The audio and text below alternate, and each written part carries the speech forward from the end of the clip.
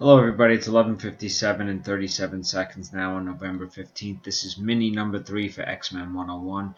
Sorry for the confusion. I'm trying to take an online course for my banking license, the continuing education course. So I'm doing too many things at once. So what happened was Dave asked for 3 random spots and I wasn't paying attention and I filled in more than 3.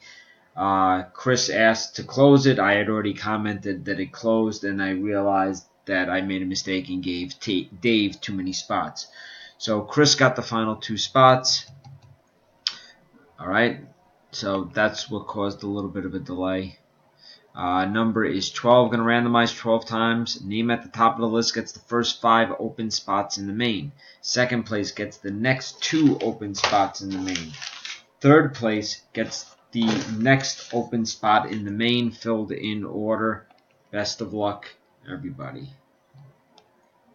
Just open the app back up and away we go.